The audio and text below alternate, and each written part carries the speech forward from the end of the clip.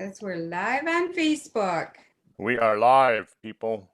We are Welcome. live. It's alive. Welcome to the Tuesday Doctor's Clinic Call with Doc Fizz and friends. And we're going to bring you some great health options today. So sit back and relax and enjoy our company. Hey. Make comments in the comment section below. If you have any questions, I'll try to track them on my phone so that we can answer them and give us some thumbs up if you agree with what Doc says and some hearts, and go ahead and share this with your friends. We're just going to talk about health today and raise the frequency. Wow. Sounds like a great topic. Can I join in? You sure can, Doc. Welcome to the live that you do every Tuesday. Yeah. We appreciate you being here. So, Andrea. Yeah. How do you define health? Wow. You didn't give me time to think about that. How to define health? I guess having your body, mind, and spirit all optimized to the best of its ability. There you go. But what do most people think of health as? Like if you asked some of your best friends, you said, are you healthy? Yeah. What would they say?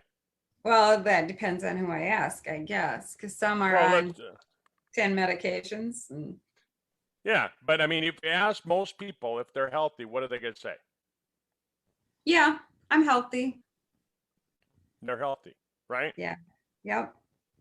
So then the next question is, if they think they're healthy,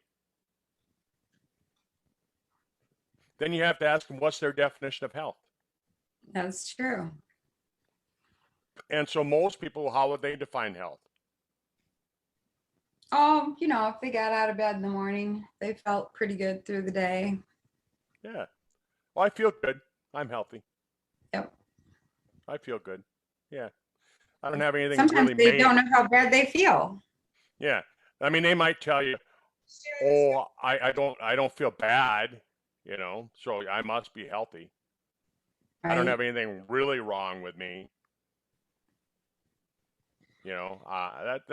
That's what a lot of people think. They just think, well, I'm not sick, therefore I'm healthy.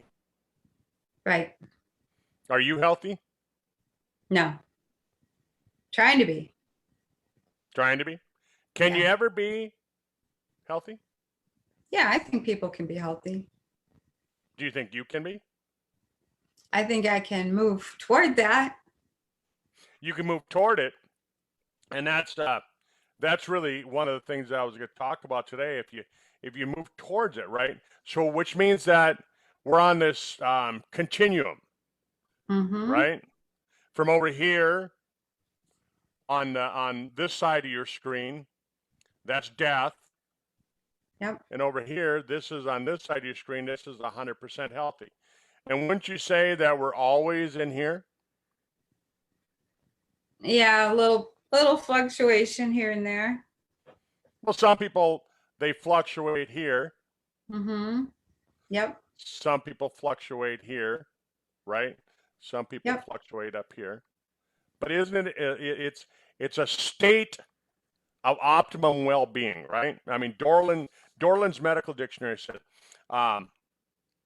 it's a state of optimum physical, social, mental, spiritual well-being, not just merely the absence of disease or infirmity.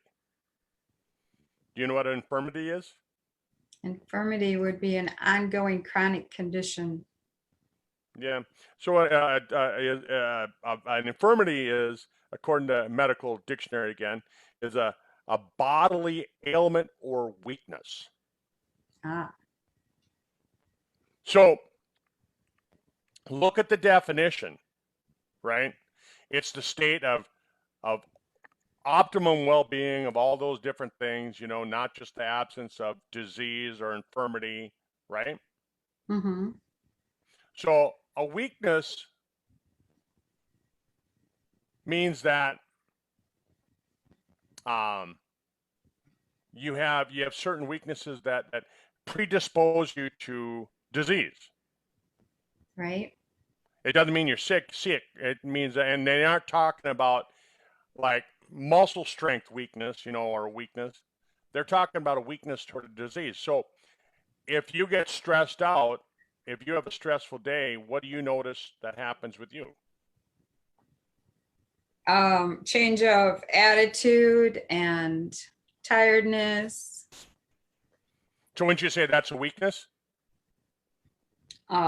Yeah, you're not operating in very much high energy. So, Right. But I'm saying the weakness to have that go wrong, right? Like some people, if you stress them out, they get a headache. Some people, if you stress them out, they have, heart palpitations. Other people, they have back pain. You know what I'm saying? okay. So that's a weakness. So based on the definition of true health, can you ever be way over on this side of the continuum, right? Based on the fact that you have a weakness, right? Yeah. A person would fluctuate based on everyday changes. Yeah. So where I'm getting at is that when we take a look at health and the true definition of health, it really has to be that here you and I live in. We were just talking about the weather between the call, right? We have extreme temperature changes, especially me.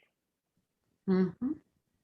According to the researchers, they're saying that if you live in areas with extreme temperature changes, you can't be healthy. Really? Mm-hmm. They say that if you've ever been on any medication or vaccination,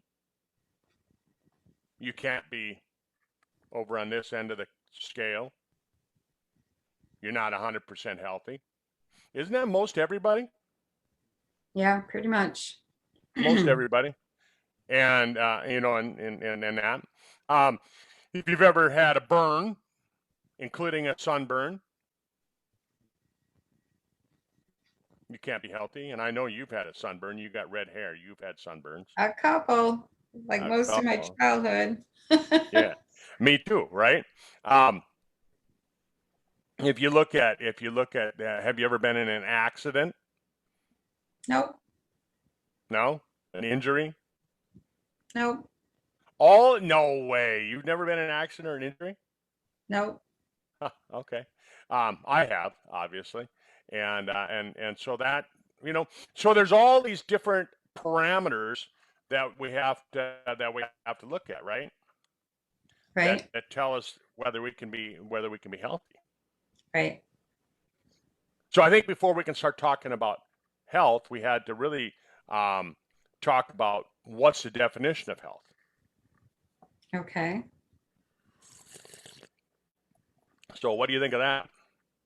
Yeah. So your definition is that it is a variant state of being based on environmental factors or stressors, but we can continually move toward health if we make decisions to do that. Right. So the whole thing is that you can't just say, "Oh, I'm healthy," and go about your life, right? Right. What you have to do is you have to always kind of be focused on what can I do to stay on this end of the scale. Right. Don't let it slip down here. What can I do to keep it over here, right? And Mhm. so if you're looking at that scale, right? Where are most people? You mean the general population? Yeah, where are most people? I would say that in pretty poor health. They're right about here, right? I mean, if you look at my photo and look at the bottom of my screen, if that's my scale, if that's my continuum, aren't most people like right here? So that in the middle?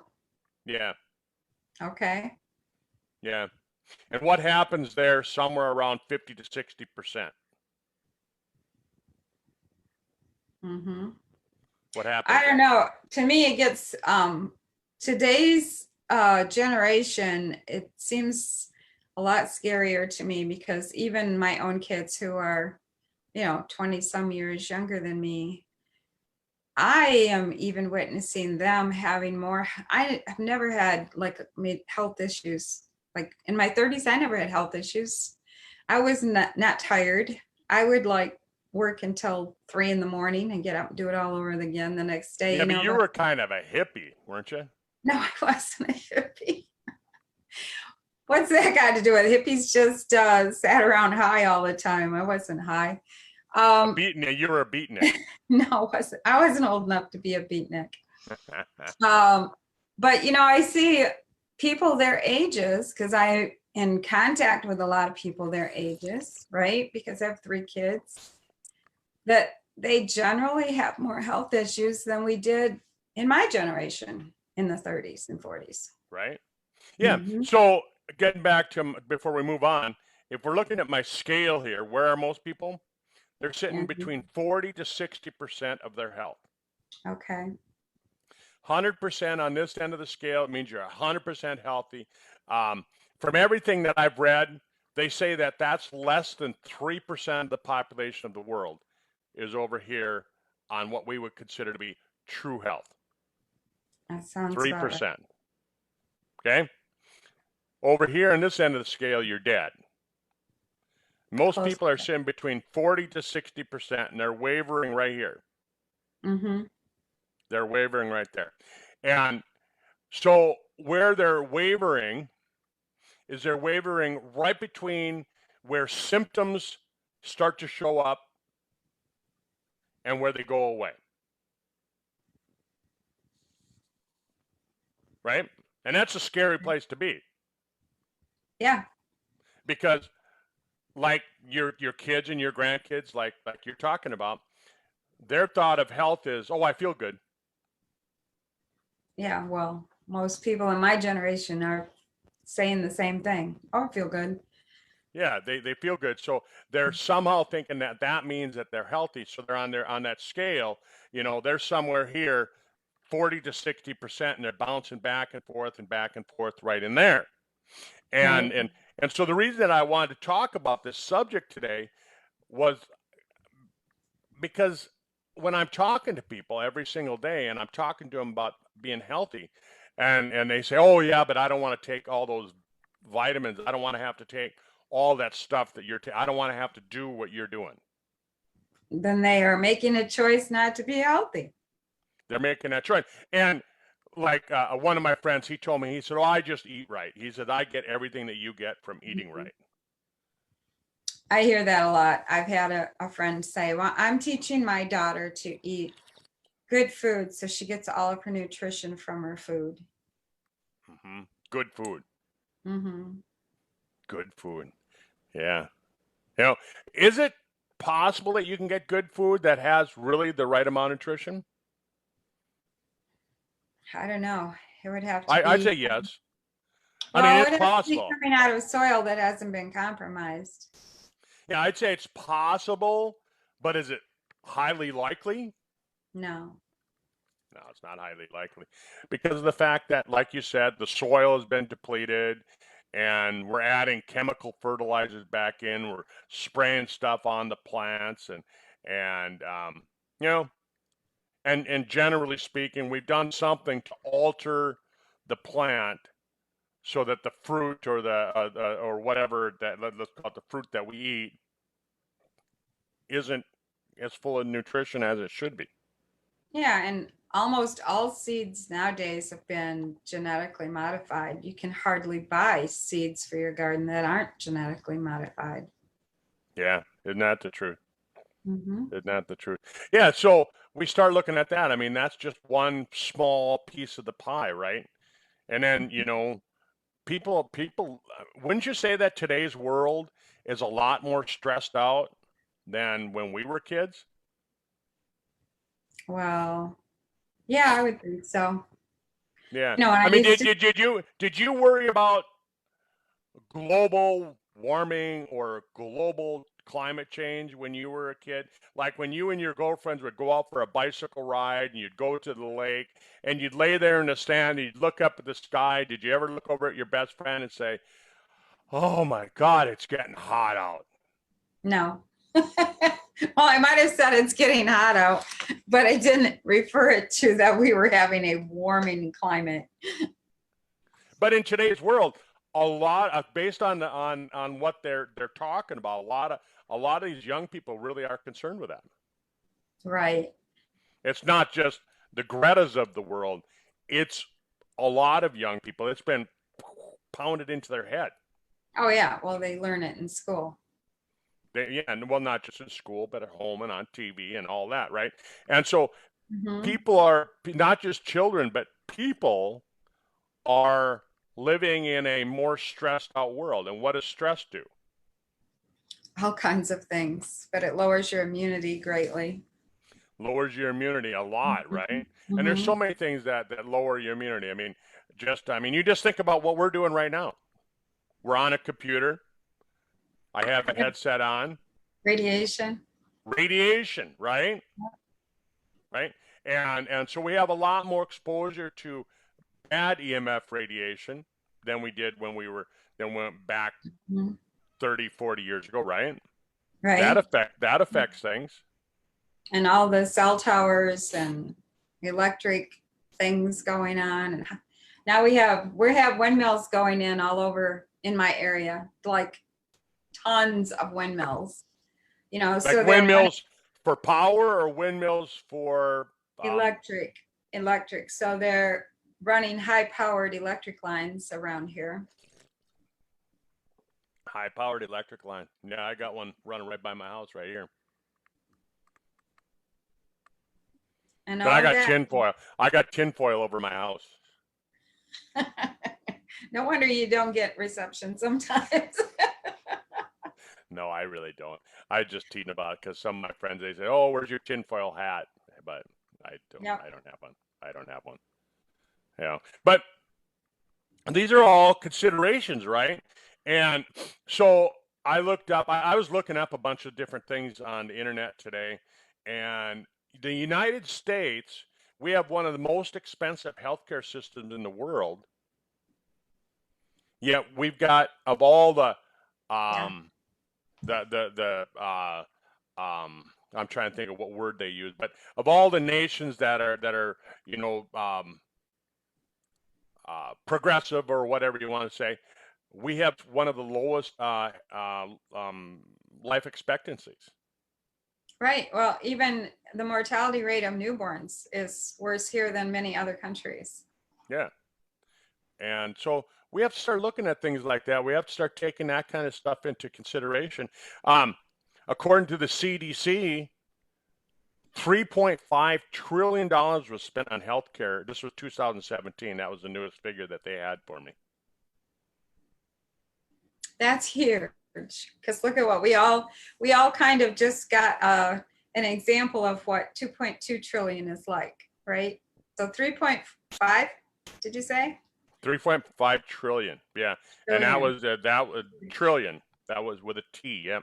That was in 2017. So 3 years later, yeah, right? Mm-hmm.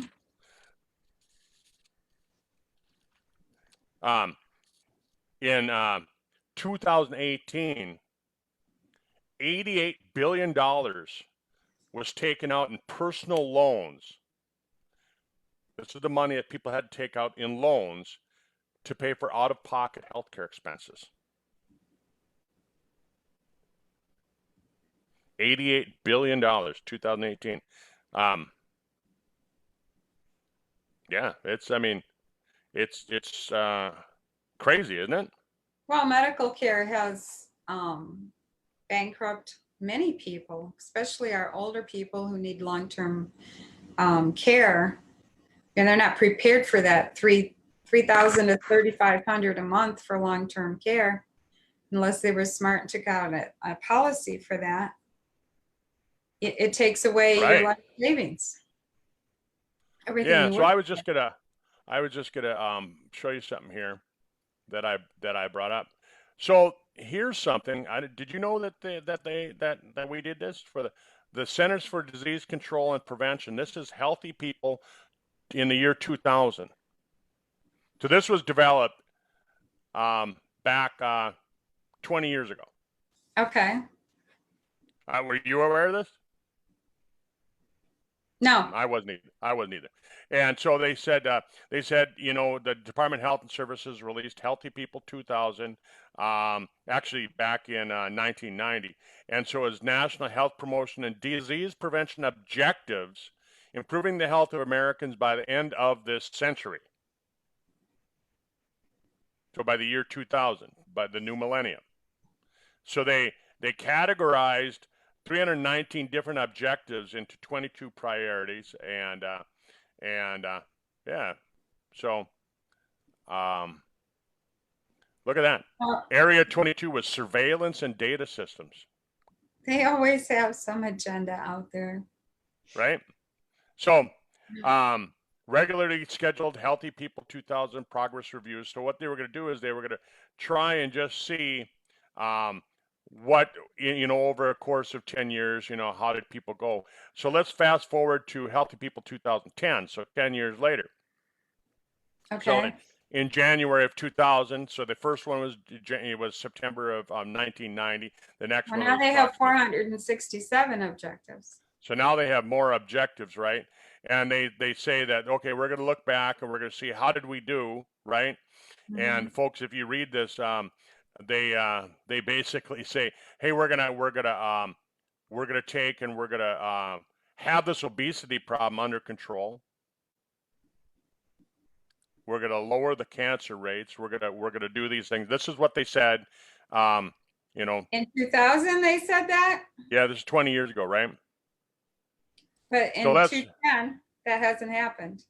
Okay, go ahead. Yeah, so now let's go to Healthy People 2020. Right, so this was in December of 2010, so approximately 10 years after that, right? So now they're looking at it again. So now they're saying, okay, they're basically saying, look, we didn't meet our objectives from a decade ago. Let's redefine it. So attain a high quality, longer life, free of preventable disease, disability, injuries, premature death. Achieve health equity, eliminate disparities, improve the health of all groups, create social, physical environments, promote good health for all, promote the quality of life, healthy development, healthy behaviors among. So now they got 1,300 objectives. 100 objectives and 42 topics instead of 22. Okay, so now let's fast forward to now. The development of Healthy People 2030 is underway. Oh, yeah, Agenda 2030, right? Yeah. So, I read through this stuff this morning. I took the time to read through it. So then I went to healthypeople.gov, G-O-V. Determinants of health. What makes people healthy and other people unhealthy? How can we create a social and in society, everyone has a chance to live a long, healthy life, right? And so they tried to look at a lot of different things, and bottom line is they really are defining things. So this is concepts of definitions. I'm just kind of showing you all these things right here. A definition of health and health-related values and the knowledge of landscapes of a digital society. So this was Croatian Medical Journal. So Eastern European, December of 2017. What do you think of all that? Why don't you tell me what you think of it? Well, because I always like your opinion, because you tend to have some good opinions of things. Yeah, I don't always agree with you, right? You don't want my opinion on this. Okay, so when you read all the documents and you put it all together, they start out, it really sounds good. Like when you look at healthypeople.gov, it makes sense, right? We're gonna make the world a better place. Yeah, that would be wonderful. Right? But then you start reading the different agendas that everybody's put in, and all of a sudden you start creating I'm going to say this like this, good old boy network. Mm-hmm. They start saying, they start putting in there little things that you can tell they're looking at, well, who do we want to be healthy? Right. They start describing how do we describe healthy? And then they changed the regulations for being healthy. Like they've changed the blood pressure. They've changed other types of diagnostic testing so that you actually, all of those things are lowered so they can put you on more medication. Yeah, they change it to fit their parameter. Let's just say that. Okay. Right? Let's not say that they change it to put you on more medication. Well, that's their main objective. That's one of the objectives, right? That's my opinion. Again, that's your opinion. Yeah, I agree with that. You have your right to your opinion, but they're changing the agenda to fit what they want, and then they're defining who should be healthy, what should we do, how do we pay for it, how do we do this, how do we do that, how does the government stay involved, how does my company get involved? I mean, they really go into a lot of different things like that, and all of a sudden you start seeing these kind of, who's going to make money off of this? Right. Follow the money. And then all of a sudden it doesn't become as pure as you might think. Like healthypeople.gov. If I just told you, hey, there's the government is kind of coming up with this thing for healthypeople.gov, you're going to go, wow, that's good. Right. Right. I'm dancing to your phone. That was a commercial. But yeah, time for a commercial break. But it was probably the government calling to say we're watching. It might have been. It was an 800 number. We're watching you. They are. Right. Don't say anything bad, or we'll vaporize you. I try not to. No, we won't vaporize you. They don't have the capability of doing that yet. But yes, they do. Come on now. This is a family show. The family show. So there you go, Andrea. So I just wanted to throw all those different things out to you because now, when we're talking about health, we're not talking about just the absence of disease. We're not talking about just the absence of infirmities and things like that. We're talking about how do we really truly stay on this end of the scale over here. Right. That's where we want to be. Right. And we know that we're not ever going to be way over here. We're going to be fluctuating over here versus fluctuating here. Right. Right. Isn't that what we really want? Is that we want our little fluctuations to be up here. That's correct. Right. Like according to the National Headache Institute, how many headaches a year is considered normal? Normal headaches? How many? I'll give you a hint. That they decided is normal or that is actually a natural normal? They're saying 2. Oh, okay. 2 a year. If you have more than 2 headaches a year, there's something wrong with you. Could be. Could be, right? Mm-hmm. If you have high blood pressure, and it's controlled by medication, if you're, all these different things. If you wake up in middle of the night for no apparent reason, and you wake up and then you go back to sleep, is that normal? Is that healthy? Well, I think you're supposed to sleep through the night. But right? I think a high percentage of people do not. Right? When you look at somebody who wakes up in the morning and they wake up and they hit their snooze alarm and they have to go back to sleep because otherwise they just won't function through the day if they don't hit the snooze 2 or 3 times. Is that normal? What do you mean? When I woke up to an alarm, I haven't woke up to an alarm in years. I don't even have a clock in my bedroom. So Yeah. But you know what they used to tell us back in the 80s? They did an experiment, and most people had a heart attack the time of day that their alarm went off. So what does that tell you? Well, that ringing in your ears was just life-threatening. Tells me throw away all your clocks, people. Right? Throw away You the know, alarm clocks. tell your boss I'll be there when I show up. Yeah. But you know, I find I wake up automatically early now. Like I don't always get out of bed, and sometimes I go back to sleep and take a nap, but I wake up fairly early and just do it naturally. I wake up when Chewy comes over and he puts his paw on my head and he says, Feed me. time to get up. No, he doesn't want to get fed. No. No.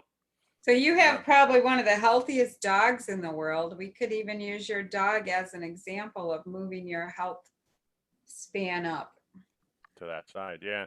So, you know, I mean, so there's a lot of things, Andrea, and I just thought, you know, what a great topic that we can cover, and we should cover it once in a while, and we can bring Yeah. other people on to kind of give us their definition of health, and you know, I put a question on Facebook. I said, hey, everybody, give me your definition of health, and everybody actually did pretty good. I must hang around with the right group of people.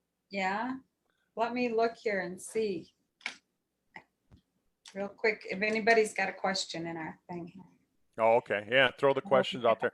But, you know, so what do we got to do to really kind of optimize our health and make sure that we're living as optimum as we can? You know, I know, like for me, I just tell people, look, when I was applying for health insurance about 5 or 6 years ago, they said, well, before we take you into this health insurance, it was one of the health share, actually wasn't health insurance, health share ministries.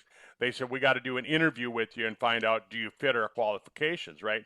And so one of the questions they asked me, they said, well, you know, Kurt, you're in your 50s. What medications are you on? And I said, well, I don't take any medications. They said, Yeah. you know, and they basically said, well, come on, which ones are you on? And I'm like, I don't take any. And they said, who's your primary care physician? I said, well, I said, do you really want to know? And I said, it's me. And they said, well, you can't be your own doctor. And I said, well, I think I can. And then I had I to know just, more than you do. and I had to describe why I was my own doctor, why I thought I could be my own doctor. And then then they asked me, well, what nutritional products are you taking? And I described what nutritional products I was taking. And they said, holy cow, do you have time to eat? You take so many nutritional things, you know. But, you know, folks, so I just kind of look at it like this is that, all right, so we know based on the old way of doing things, you look at your grandma and grandpa, you say, well, grandpa had this. I kind of look like grandpa, so here's what he had. So therefore, if I look like him on the outside, chances are I look like him on the inside. So I'll try and prevent those things.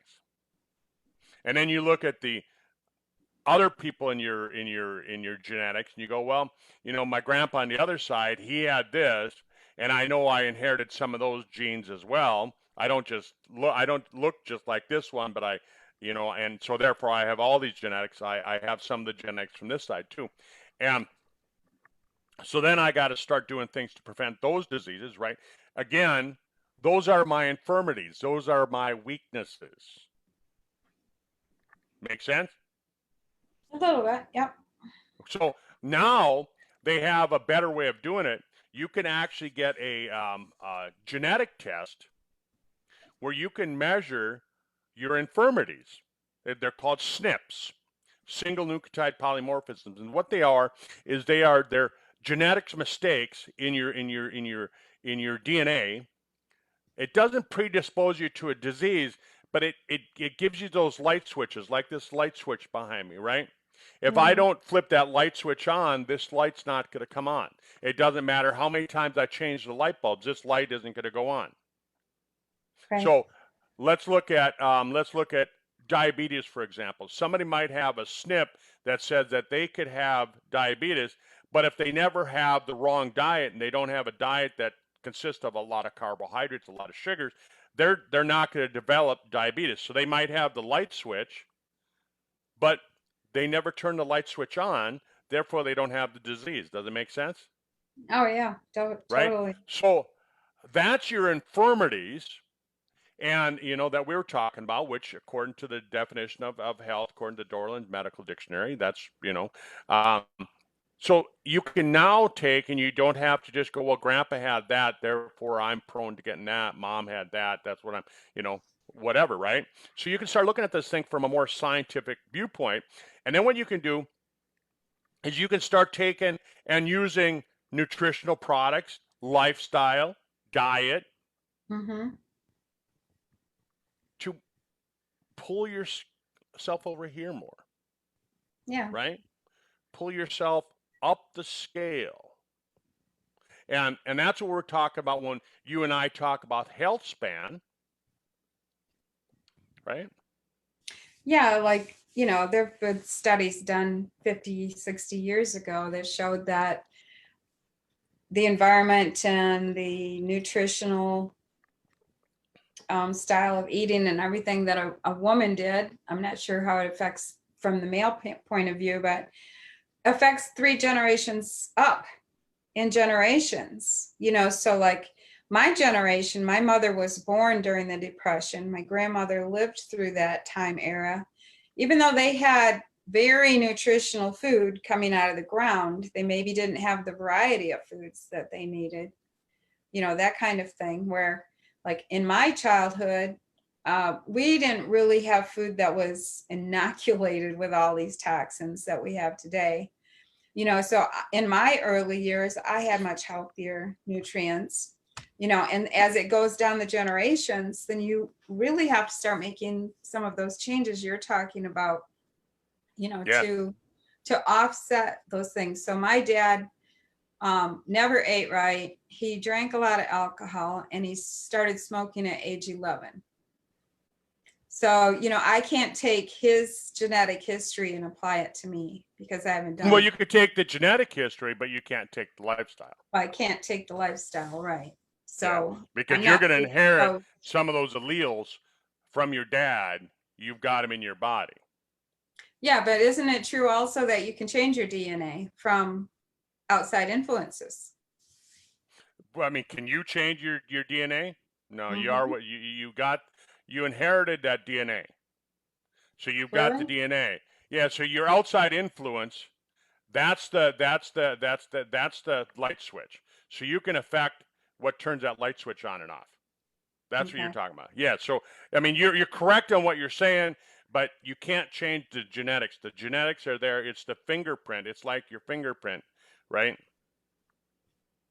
It's So we there. had somebody in the comments comment on something that you and I have talked about before, and I think we should bring it up. A very well-known medical person said in a recent interview that people need to eat a healthy diet. He also said swallowing a bunch of supplements will not give you a healthy immune system. Hmm. So, it's like all those articles that we went over a few months ago when we were discussing, why do Yeah. we need supplements?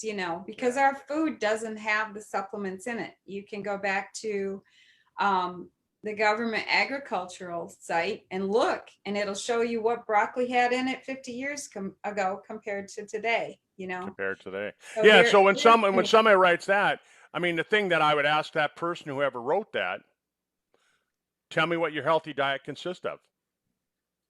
right.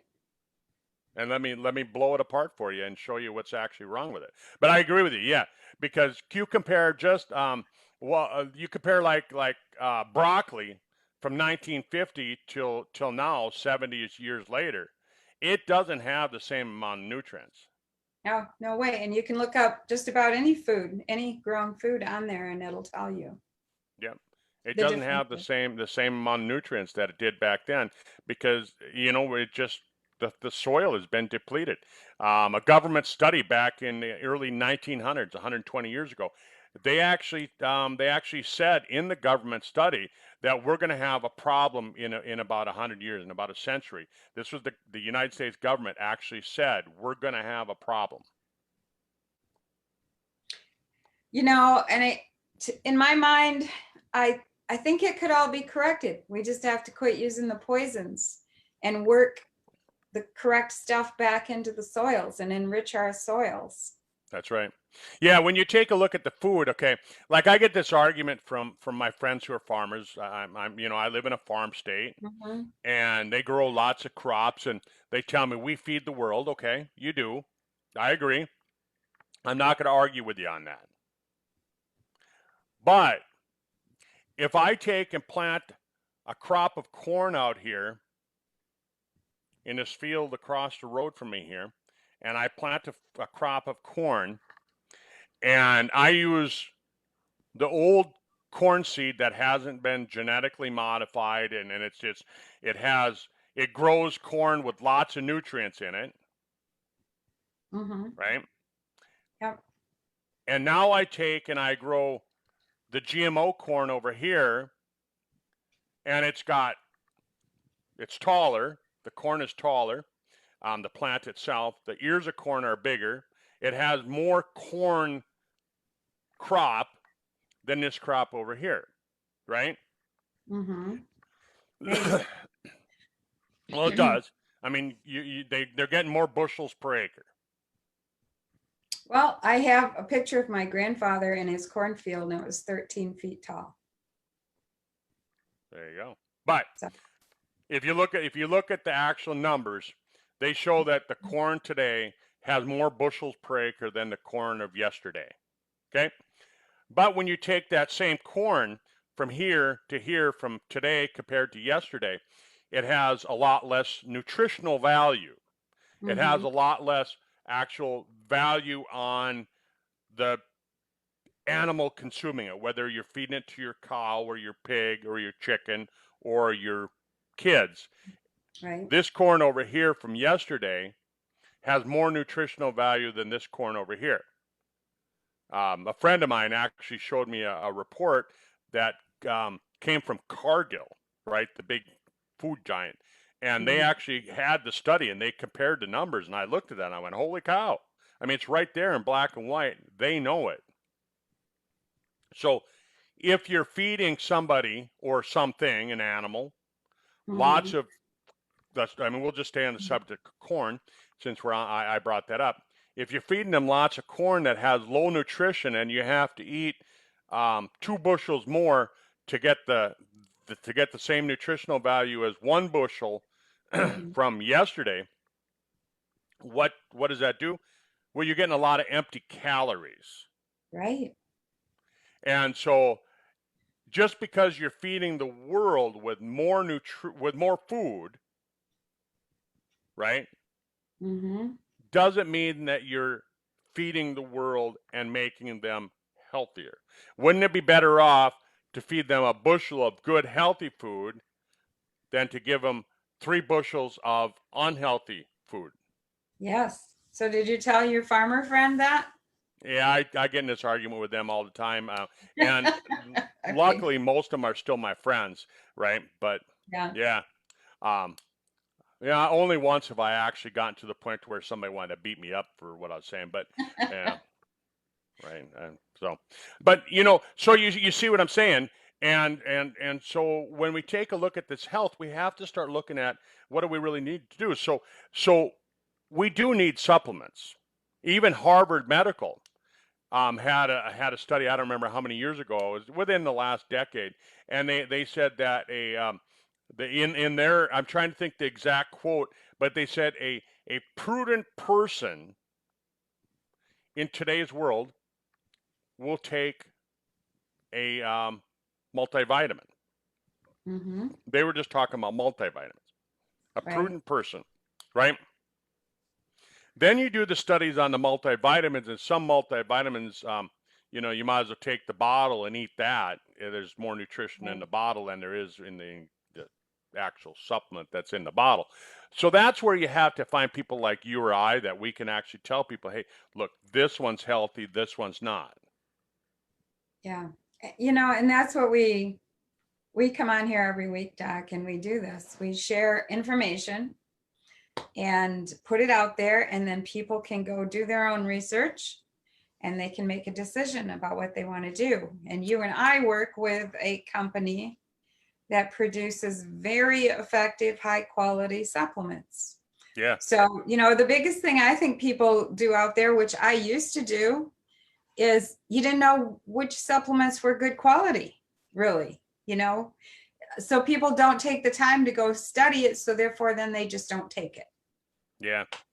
So the top concerns for healthcare based on the government and those government websites and things like that, they're saying that one of the top concerns is who's going to pay for it. Well, when they start talking about who's going to pay for it, aren't they really talking about illness rather than health? Yeah. So Yeah. now they're getting more into the definition of who, they're getting in more definition of disease and illness and things like that. Who's going to pay for the treatment of disease?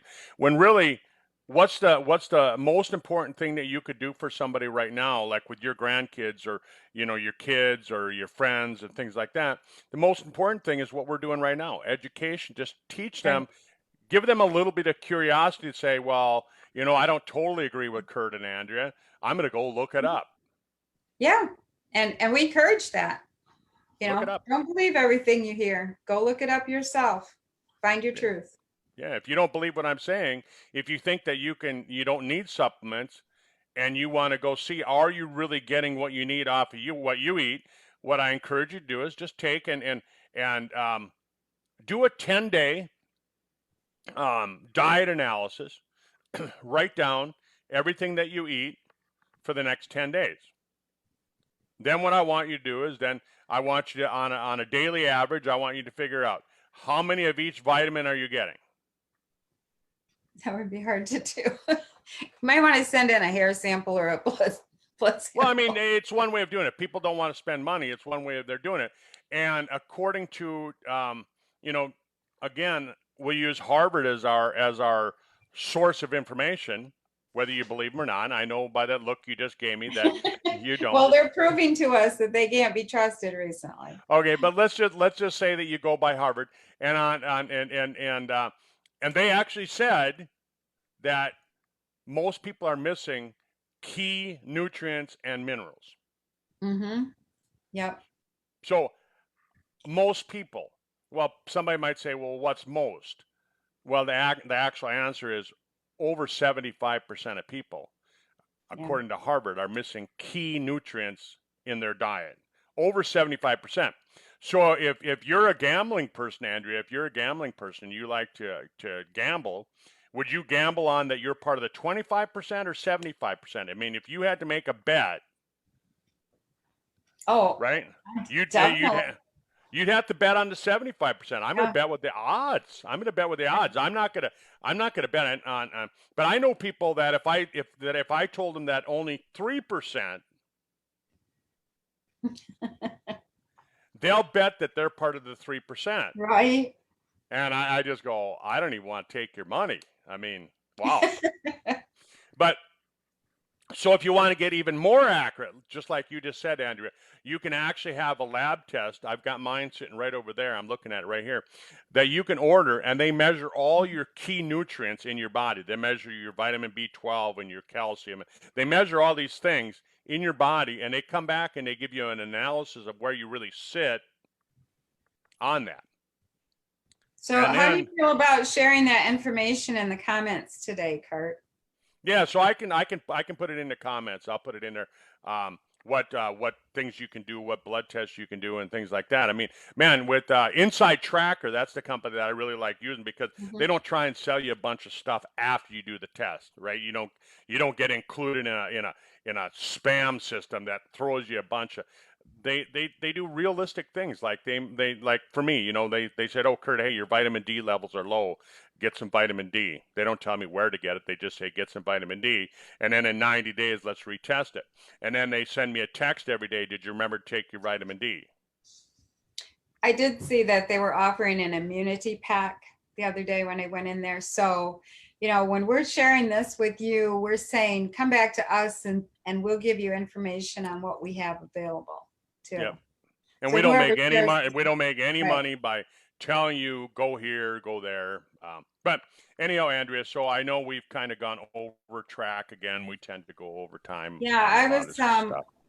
I was just going to ask you because there were questions that came up from me looking at that site.